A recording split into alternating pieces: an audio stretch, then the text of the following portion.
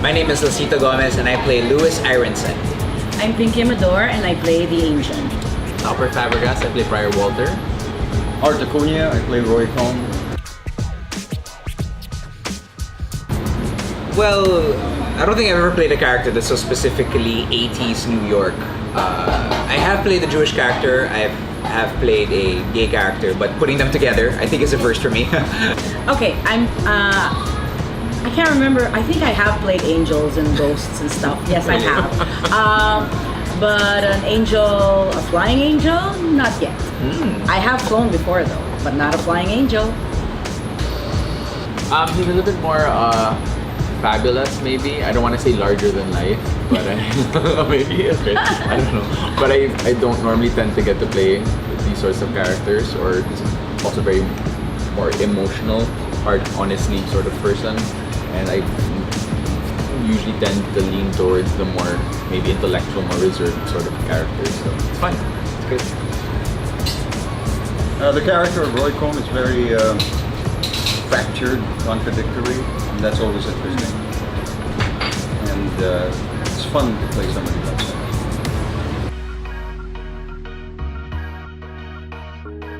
that. Well, for me, I mean, of course, there's still a lot of things we need to improve on in terms of HIV awareness here in this country. There's a lot of negative connotations attached to it in terms of just even the effort of getting yourself tested. But apart from all of that, I think the themes of this play are quite universal. You know,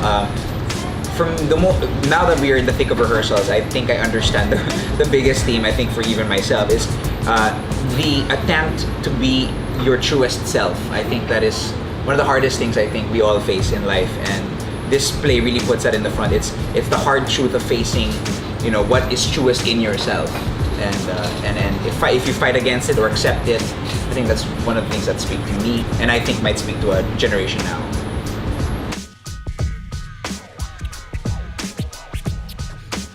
It's cast. No, I was gonna say that.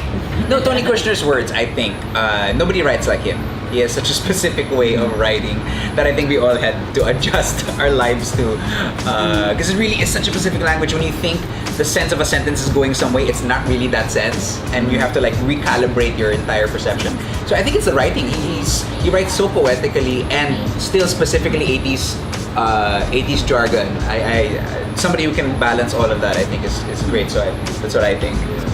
I would say the strength of this is Bobby Garcia's direction, because I believe that Atlantis Theatricals always comes up with plays that really, as they say, push the envelope, right? And the emotional integrity of the shows are always such that the audience is left changed. So I think that's the strength of this play. I've been researching on its past productions, just trying to figure out like stuff about it, and I think what's so exciting about this particular one is because we're Filipino, so I think because it's gonna go through our Filipino filter, it's gonna be quite. I'd like to think anyway. I think it's gonna be a richer, more emotional production. We'll see, but that's my. I think that's my. That's what I think is going to happen with this one. The strength of this play, it's sound. You know, it's the words, the way they're put together. There's a sound to it. Even if there's no words, the characters will be expressing themselves somehow. There's a sound too.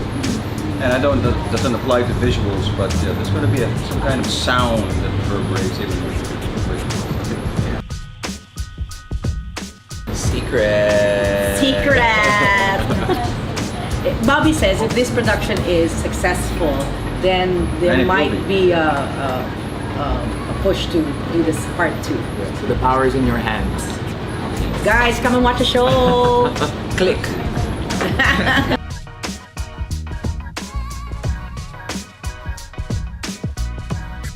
I think everybody should watch this play, you know, especially today, with everything that's going on, you know, in this country and even in the West.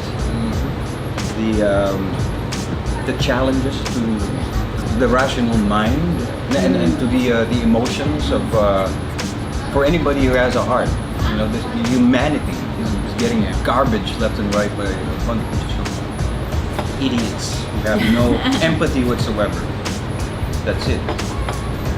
When we were asked to describe the show in one word, I chose the word compassion. And this play, if it doesn't have a lot of it, will certainly, I think, leave the audiences feeling a lot of that, which we really, really need today. Yeah. Kindness. We just need to love each other. There's enough of this kind of. I think a lot of things, social media, Netflix. I mean, we're built in a world right now where people are encouraged to isolate themselves, and this play breaks all of that. In fact, it really says we need each other. We really need each other to survive, because there's just so much individualism, so much I'm better than you. You stay there at a comfort level, and Tribalism. Yeah. And we need to be kinder to one another. We need to understand one another. I think be aware of each other in this world. Yeah, and it also it leaves no stone unturned, because it has fictional characters, it has non-fictional characters, it's got angels, you know what I mean? It's got all these themes, so it just covers everything. That's it. It's message. Which is very Filipino, diba? The magical realism is very, very Pinoy. It doesn't preach to you. Don't get us wrong. But it'll make you recognize who and what you are. A lot of heart, a lot of soul, a lot of screaming. a lot of screaming too, a lot of laughs too. A lot of laughs too. It's a funny play. A lot of laughs, because I think life's like that. Right? Life's funny. Yeah. Life's funny. Goodness. No, in Question. that's a good question. Give me 30 years, I would want to do Roy Cohn. I would love to do your Wow. your Yeah. Hey, I'm not that old. Why did I say 30 years and 20? Yeah, I would like to do Roy Cohn as 10 well. wasn't nice. I'd love Really? to do Roy. Yeah. Oh yeah, I'd love to do arts. He's amazing in it. Oh. I'd love to play Lewis, actually. Really? Really? Yeah, I really would.